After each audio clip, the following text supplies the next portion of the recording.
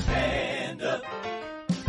Hello, friends, and welcome to the Wednesday show, and happy April. That's right, it's April 1st. It's April Fool's Day. Don't be fooled by someone trying to play a prank on you. And don't be fooled, I'm not even in America. No, if all things went as planned, this pre-tape will be finding me in Amsterdam, where I am with Julia, and we are visiting the University of Amsterdam and having a great time together. Can't do it without your support, so thank you very much for your paid subscription here, patreon.com/Pete Dominick. Today, though, I've got a very timely and relevant guest. It's our favorite legal eagle, con law scholar. It's Eric Segall. Professor Eric Segall joins me today to talk about the big case in front of the Supreme Court today, which is the Birthright Citizenship case. I set it up in the interview. Coming up in just a moment. I don't have your headlines and your clips today because, like I said, I'm on the road, and today through Friday are going to be pre-tapes, but I do have great guests, some of which you might have seen live when I pre-taped them. I like to do that live. You can watch on YouTube or Substack, along with this conversation with Eric Segall, who, of course, con law scholar at Georgia State University, the author of two awesome books, Supreme Myths and Originalism as Faith. Very good friend of mine. Always happy when he joins me, and I learned so much from him today, as always. Let's do it right now. The Legal Eagle, Eric Segall. All right, ladies and gentlemen, thank you for joining us. Look who it is, the Legal Eagle. Professor Eric Segall joins us from Atlanta, where he is a professor of law, constitutional law at the Georgia State University. Recently, he's been appointed to be the president of a new legal center there. We talked about it when he was here last. Very prestigious appointment, and it keeps him working and engaged and present. And, of course, he's always going to join us for the rest of time. Happy to see you. Always happy to see you. One of my closest personal friends as well, Eric Segall, everybody. Hello. I like that Pete, that music got me going. Yeah. Little sleepy after a long weekend, little sad about the Supreme Court. That got me going. Yeah. Well, we're going to talk about why you're sad about the Supreme Court, and we're going to talk about, obviously, birthright citizenship, which is going to be argued on Wednesday. Before we get to the legal issues of the day, I want to ask you, you've always been a great parenting mentor to me, especially because you're a little older and also have daughters, one of which is older from a previous marriage, and your two younger daughters with Lynn, your current wife, obviously. And it's always been super helpful to talk about everything with you, from marriage to parenting. You've always been so good to me and generous. And basketball. No, I don't talk about basketball. I watch it. I play it. I don't talk about it. You talk about it, and you try to make other people talk about it, but they don't want to talk with you about it. But you do it just like that. Unbelievable. My question is, or my topic is, tomorrow, that's why I'm doing 3 interviews today. I am banking them for, to put out on the podcast, but people can watch them live today. So, because I'm going to Amsterdam, going to Europe tomorrow night, flying over the ocean. It's always a little scary. With Julia, 18, to visit Amsterdam in the Netherlands, because she's been accepted to, and plans as of right now, to attend the University of Amsterdam unless she hears from a school in France, which she'll know this week. And then if that's the case, we call an audible. We also run to France, like 3 hours by train, visit there. But I'm taking Julia to Amsterdam. You're taking your daughter to a whole bunch of schools, right, as well. And you've done this before. When did this start, the school visit? And what's your advice? Know. Certainly, I mean, I'm 68, 67. When I was growing up, all my friends went to college where I was living, and none of us even thought about the idea. I came to Emory University, sight unseen, knew very little about it. Turned out to be a mistake as I got here, and it was all people from New York I was trying to escape from. But leaving that aside, it's really weird. The whole, I'm taking Kai on Friday, my 17-year-old junior, to Pomona, Claremont, UCLA, Santa Barbara in California. Meanwhile, Sarah, my 18-year-old, has been accepted at a bunch of universities, and she has to make a decision. She's going to probably take 3 trips in the next 4 weeks. And it's kind of weird, but not quite as weird to me as, I don't know if this is true in Europe, Pete. I hope you'll be spared this. But in America, it is apparently a new thing that dorm rooms, or I don't even know if this is frankly men and women, but certainly women dorm rooms have this thing where they have to be stylized and set up and designed and in a way that would have been ridiculed, I think, when Jesse went to college which was By 20 who? years They ago. need to be styled by the student? You mean? Yes, parents and kids spend Oh, tremendous. yes. No, I saw that when Ava started school Yes. at Ithaca Yes. University, where she transferred out of. Yeah, that was a big thing, and they decorate. What's wrong with that? Maybe nothing. Maybe I'm just a Tyrannosaurus I Rex. do think I don't it's know. funny that I do think it's probably likely more young women who do it than young men. Young men, college freshman men, typical guys, if you will.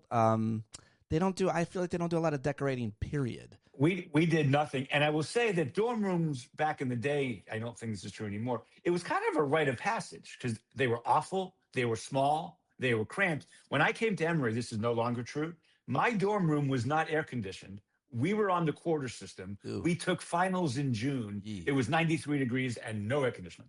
Well, they didn't have electricity then, though. It was prior to Ben Franklin's big experiment, I believe. Well, that was the other problem. I don't know. The food halls when I went. It's your turn to put more coal in the oven, Segall. when I live around the corner from Emory now. When I went to Emory, we had one cafeteria, which was inedible. We had one little hamburger place, which was mostly inedible. Today, when I walk around Emory's campus, I see eating options that I because every college it's part of the competition to recruit students is absolutely to have all types of good food at the cafeteria and a whole bunch of snack places and other places, and they get known for that. These schools do, and so it matters. But my question is, wait, Pete. Sorry, one last thing on that. My daughter Sarah, who's been accepted at I don't want to be too. Go ahead, I'm telling you, my places like Northwestern and Michigan and UCLA, she's telling me that UCLA clearly has the best food, Dad. I'm like, how do you know? Because they rank these things. I mean, the information available is insane. No, you can know the ski conditions an hour ago at your local mountain because somebody posted it. So you definitely can know a whole bunch of people are on Reddit and talking about who's got the best food at what campus and whatnot. But no, I guess my question is always, and for anybody listening who knows me personally and wants to reach out with advice, I want to be present. I'm very conscious of the empty nest is about to happen, and it is going to be empty. I'm moving back in my house. It's just going to be me, and I look forward to having parties, including with you. And excellent, your keys, but key parties. My keys? I'm having key parties. I'm not. So great movie, The Ice Storm. Everybody watch it. So I want to be present during this trip. We're going to Europe. I don't know anything about Amsterdam. I was there once 26 years ago. And so, I'm always looking for advice as I go on away. I recently went away with Julia for the first time, just her and I. This is our second time doing it. And I'm super excited because I love hanging out with my daughter. Love it. My favorite person are my daughters to hang out with. I love spending any time with them. We always have a great time. But I don't know, just what am I going to do with her in Europe other than see the place? So, specifically in Amsterdam. So Amsterdam, go to the Van Gogh Museum. It's one of the best museums in the world. And even someone who doesn't like art will like the Van Gogh Museum. It is unbelievable. Yeah, I've been told to go to Van Gogh, and if you go to Anne Frank, plan to have the rest of the day off because it's so emotionally. Anne Frank is rough. Yeah. I've been there. That house is rough. All right, so if anybody has any advice on that, or for Eric or I, as we take our daughters to, are you going to let her smoke hash there, or whatever, or the kind of weed they have there, which is, as I understand it, substantially more powerful than what is available? Oh, here. I don't know if anything at this point. I'm not sure that it is because America's weed's pretty goddamn powerful. That was the thing to do back in. No, I mean I don't know if that's something that we'll do together. If my ex-wife is watching, I would say absolutely not. We would not do that. No. I would never do that either with my children, for the record. So she just said to me, too, she's like, she didn't even realize when she got into the University of Amsterdam that there was a red light district in Amsterdam. She goes, what is the red light district? What is that? And how come nobody told me? I was like, if you didn't know that, I mean, it's not for us to tell you. Pete, one serious thing about college. Can we do that before we start? Please. So it is insane to me that Oxford, Cambridge, University of Amsterdam, University of Paris, wherever, all these European schools, they are like, what, 1/10 the price of American school? I mean, it has gotten to the point here where unless you get accepted to Stanford or Harvard or one of the very, very top schools where they pay for you, whether you can afford it or not, for the other 99.8% of schools in America, private schools anyway, or out-of-state schools if you're non-resident. The cost is insane. It's prohibitive. It's insane. Yep. We're lucky. We have means. Very fortunate. But it is something has to change about this. It's exceeded the rate of inflation by like 1,000%. Well, I think something is going to change just for the simple fact of AI changing the economy and changing how we learn. Right. And the fact that you can learn almost anything you want on YouTube. And so I think that our generation of parents has to take serious consideration with letting go of everything we learned about higher education. And that's hard for us to do because we think, go get an education, go to college, you have a much better shot at succeeding. And obviously that's still going to be true about certain career paths, but increasingly AI and technology is changing everything. So I'm excited that my older daughter is only doing 2 years because she wants to be a filmmaker and a storyteller. She's like, I don't need to waste money on college to do that. I'm already making money with her side hustles. She's doing great. And my younger daughter, one of the reasons why she wants to go to Europe is they are both EU citizens. So the point you made is, it's a lot cheaper in Europe, especially if you're a citizen, and both my daughters are, because my ex-wife, of course, is a first-generation American. She's an Italian citizen, so hence EU, going to school there, way cheaper and arguably way better. And probably living there is probably going to be a lot better, too, as we lose more of our rights and freedoms in this country. Yes. Yes, I think that's probably right. I agree. Although it looks like China is going to be leading the future and everything. Everything I read lately is they make everything, and they're going to continue to make everything. Meanwhile, this was predicted, Pete. This is predicted. Oh, everybody's been saying it for a long time, and I'm not sure how accurate they are, what they're saying, but it does seem like as long as we're investing in the past in terms of energy and technology, and they're investing in the future, they're going to be the electrified country and making everything, and we're going to be, I don't know. Who knows? So college, is it needed? That all depends. Yeah. I mean, I think for a certain segment of the population, it's also a little bit of a rite of passage, a little bit of a time to grow up away from home. I know a lot of kids, my friends' Good kids point. now, for whom just the socialization of it is very important. Such a big deal for me for that reason alone. I was absolutely became a socialized person. I met Jewish people, Hispanic people, and when did you lose that? Of black folks. That was mean. You thought, can you lose? Can you regress? I have, for sure. See, it's this curve, Pete. You grow, you grow, you grow. And then somewhere around 60, it all comes apart. Around 65, you start descending into the hell of old age. And now who knows? I don't know what's going on. All right, let's get to it. And I want to just start by reading a little bit about what we're going to talk about, which is birthright citizenship. It's being argued at the Supreme Court Wednesday. It's a huge case. You've got a lot to say about it. But what does the Constitution say from NPR.org? In the United States, birthright citizenship became part of the Constitution in 1868 as an effort to protect recently freed slaves. It was enacted with the passage of the 14th Amendment. Section 1 of the amendment says, quote, all persons born or naturalized in the United States and subject to the jurisdiction thereof are citizens of the United States and of the state wherein they reside. But our new commander-in-chief, who's back, has taken aim at birthright citizenship, passing an executive order on day one of his second term to ban it. Should be mentioned that most countries don't have this right, and it should be mentioned other perspectives and historical references before we get to the case. What else matters about history, why we have this right, and how we got it? Well, let's be clear about one thing. I think reasonable people can disagree about whether it is a good thing to say that anybody born on American soil, other than children of diplomats or invading armies, which we haven't had to deal with ever, but might in the future, are American citizens. I've looked at it a little bit, Pete. I'm not here to discuss the pros and cons of the policy. I think America has always been different than other countries until recently in terms of immigration. We've had our dark moments, like not allowing any Chinese people to be citizens from the late 19th century to the 20th century unless they were born here. But the policy is not what's important about this case, I don't think. It is if the Supreme Court does the wrong thing. What's important is there's been rarely a case, and this is why I wrote this morning on Dorf on Law, comparing this case to the broccoli argument from 2012, when the argument was if Congress can make you buy health insurance, they can make you buy broccoli, which was a completely stupid, absurd, ridiculous, insane argument. Dahlia Lithwick, your friend and mine, said that she would eat my book publicly if the Supreme Court accepted it. They did eventually accept it, but because Justice Roberts flipped at the last second and called the mandate a tax, Dahlia didn't have to read my book and eat my book, and the law was upheld. But the broccoli argument was insane and stupid and wrong. Healthcare and health reform and health insurance are trillion-dollar policies, trillion-dollar issues that affect the commerce of every state. Congress has the power to regulate commerce among the states, yet the Supreme Court bought it. And that's the problem here.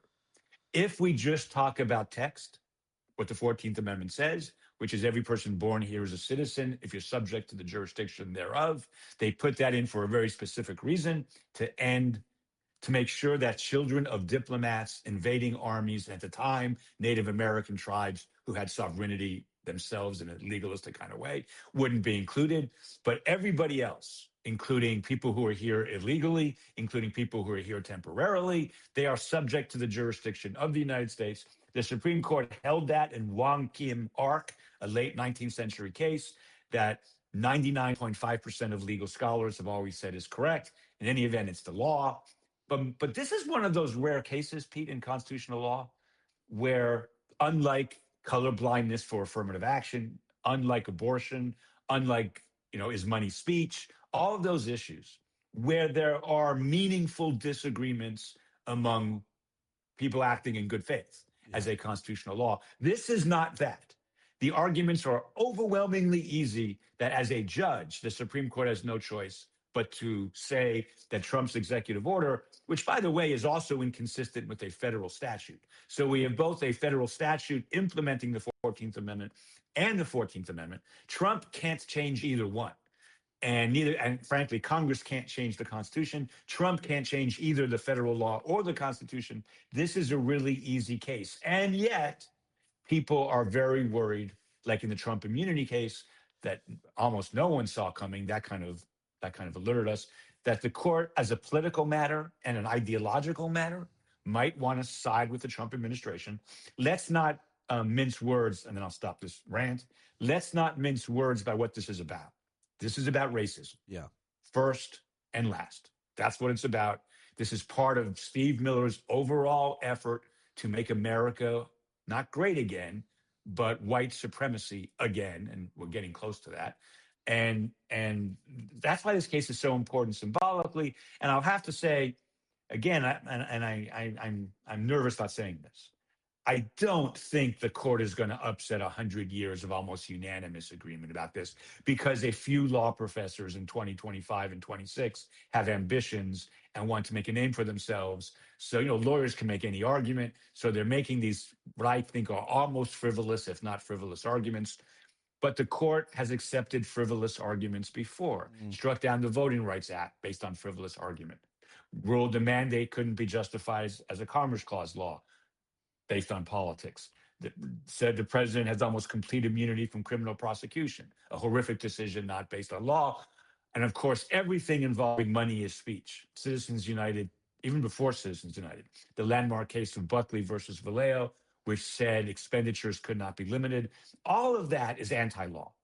So what the court will do here, I don't know. I'd like to think that Roberts and at least one other conservative, it takes two now, won't want to be on the court remembered for this seismic racist shift. But I don't know. I just have a question, not about the legality of it, and I know that you're not the policy expert on this, but what is the main concern? I feel like the bar is so low in terms of rights that the court is taking, and Congress arguably as well, obviously the president. Yeah. What do we lose? What do we lose if we lose birthright citizenship? Yeah. Well, first of all, it's not for us to decide. It's like saying, what do we lose if we lose freedom of speech? The Constitution provides for it. So that's the first thing.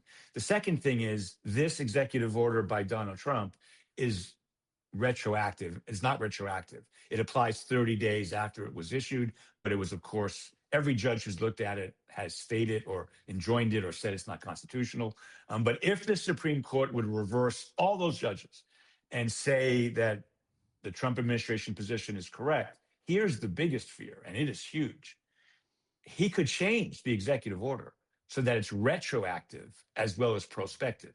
And what that would mean is all the tens of millions, 50s millions of people who were born here to either undocumented immigrants or visiting tourists, they could lose their citizenship, Pete. And that would be a massive, massive debacle in terms of legality, in terms of politics. But almost every scholar has said this. The arguments that the Trump administration are making in favor of this executive order, which are frivolous, would apply just as equally if he wanted to make it retroactive. And that is a very scary proposition. Exactly. If they could do that, that would be different. Can you hear me? Yes. Yes. Now I can hear you. Yes. Sorry.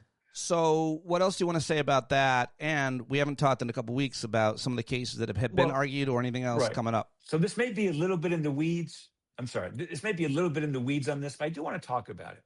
So last week, an interesting thing happened among the hoity-toity law professors, I'm not one of them, of the world. A law professor at Yale named Samuel Moyne, along with other grad student he's working with, wrote a long blog post on one of the most elite legal blogs saying that the liberal law professors, including my colleague, Anthony Christ, who many in your audience may follow on Twitter or Blue Sky, they have been just aghast at the poor and terrible and bad faith legal maneuverings of a few conservative law professors, like I'm going to name them, like Randy Barnett, who we've talked about before, like a guy named Alon Werman at University of Minnesota, and they've been trying to fight with them in editorial pages and other places and law review articles.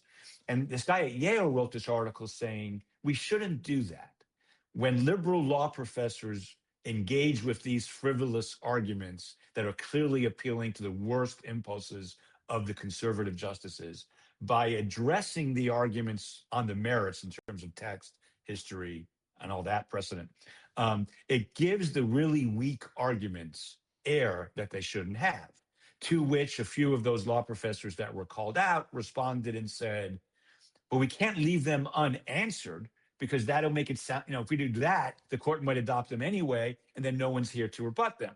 To which the Yale law professor would reply, but the whole thing has to come down because the Supreme Court is an obviously awful institution, no matter who's on it, the Segall view. And so I wrote a blog post this morning on Dorf on Law trying to navigate those two, and they're really at issue right now, personally, those two warring sides. And my answer to that, and it's a hard one, we know the Supreme Court in constitutional law cases like these, the justices do not and will not be swayed by the best legal arguments, period, full stop. They have life tenure. They have unreviewable power. They will do what they want. But they want to hear the arguments, at least as a matter of style, that flow from text, history, and precedent, not the ideological political arguments. My response is you have to do both. And liberals should do both. It's not an either or, it's an and. And if I were briefing this case in the Supreme Court, either as a party or as an amicus brief, of which there are hundreds, I would really call the justices out on, do you really want to change, not forget the law. This has been a settled understanding for for a long time, and upsetting it will, A, be looked at by history wrong, on the wrong side of history on this. And two, it will upset so many things. And Peter, one last thing before I finish this rant.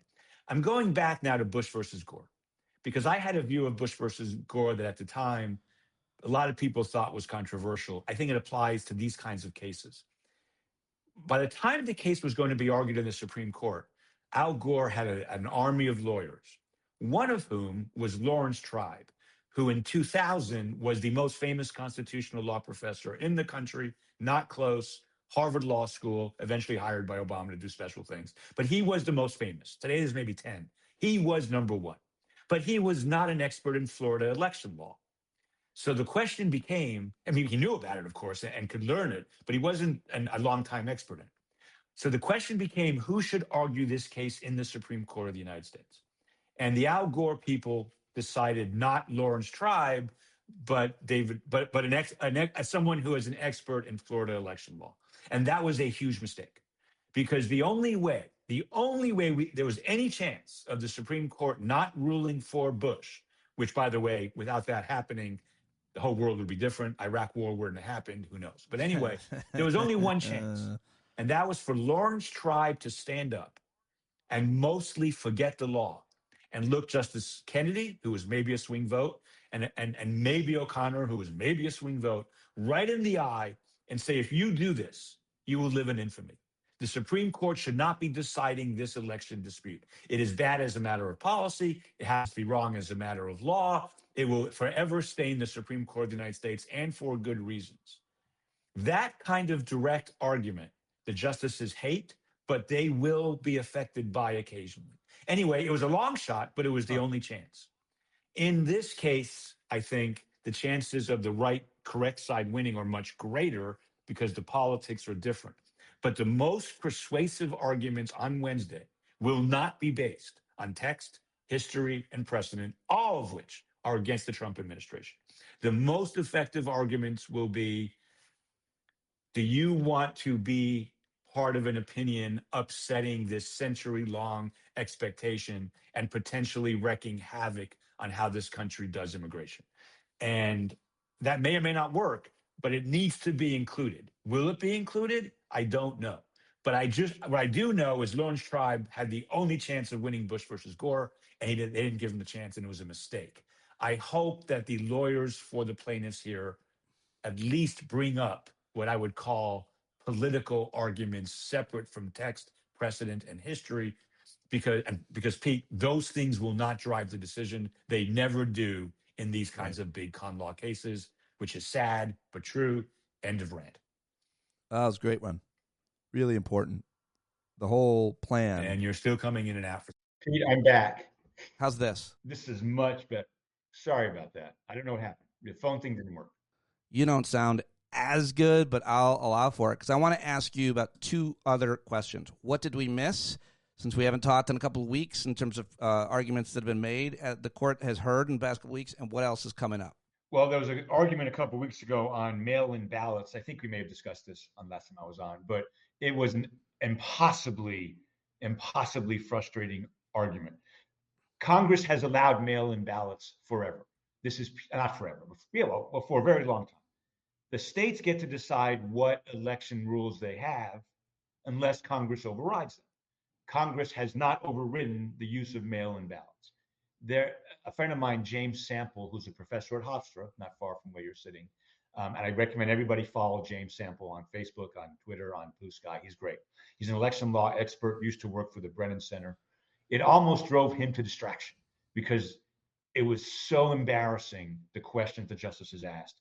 They had these wild hypotheticals that no state has. Alito and Thomas asked these wild hypotheticals that no one's ever done, no one's afraid of, to try to show that the logic of late ballots could lead to terrible things. And it was just embarrassing. I don't know how the odds are the court is going to say, look, mail-in ballots counted, received on election day or before, but counted afterwards can't be counted. And that would be judicial aggression, judicial annihilation of a kind we haven't seen in a long time. So that's really scary. We're also waiting for some huge cases on voting rights. The court is going to hold that redistricting to create majority minority districts, meaning safe districts for some people of color, which, the court's going to hold that's unconstitutional, and that's going to make it even more difficult for Black people to be elected to Congress. It's already incredibly hard in most jurisdictions, like Alabama, Mississippi, North Carolina, South Carolina. So there's a lot coming down to June. The June is going to be wild. And I do think that one of the reasons the court ruled on tariffs the way they did, and early, is so, the left, liberals, the pundits, well, we gave you tariffs, now we can take away everything else. That's likely what's going to happen. I appreciate that explanation. We will be paying close attention to all of it, and you will be holding our hand through all of it. And we're very grateful for your expertise, your scholarship, your generosity, your kindness, your humor, your humanity, and your hair. But definitely not my technology. I'm sorry about what happened. I don't know. I asked you to get on the phone because I thought it did sound better. I just have to come down there once and for all and set you up. Now, you're also broadcasting from a dungeon room, I think.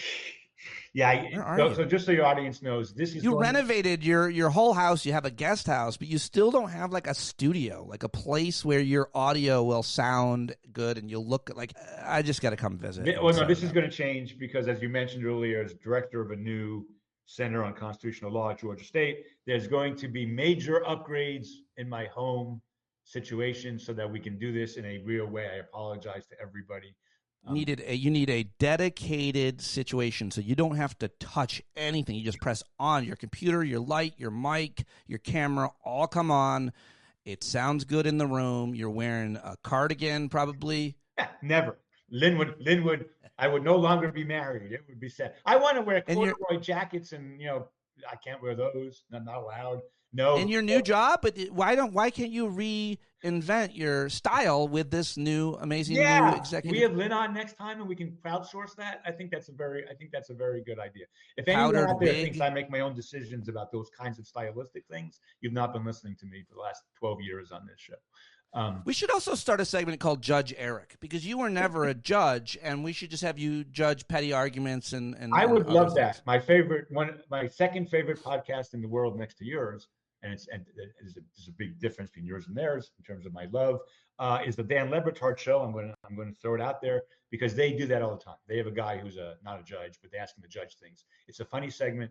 I'm happy to do it as long as we're allowed to talk sports during that segment.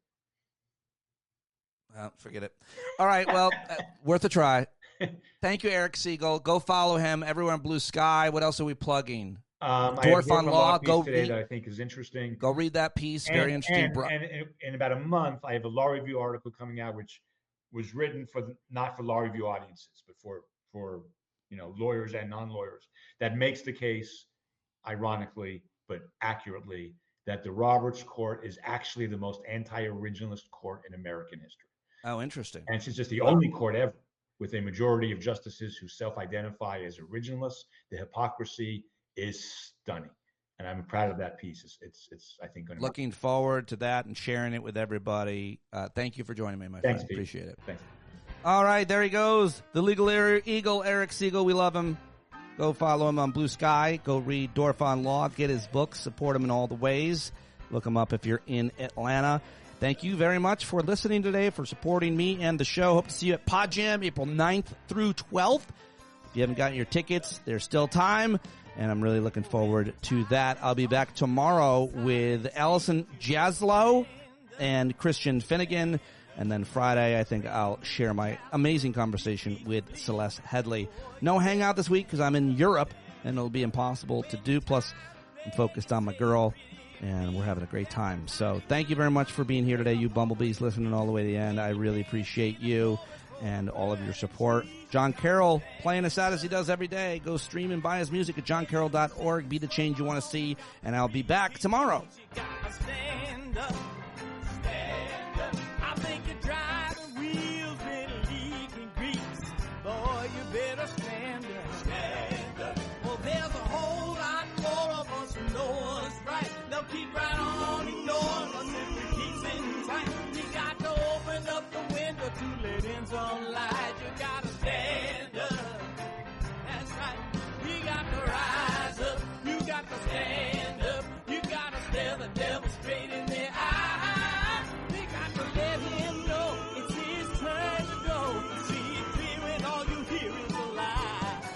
Don't get up off of your butt, get down off of your fence. Even if it ain't a very friendly audience, well, they'll begin to listen when you start making sense. And you stand up, stand up. No need to point your rifle to defend your town. Just stand up, stand up. You know they can't deny you what you're laying down. Boy, you better stand up, stand up. Show your face of every color, yellow, black, red,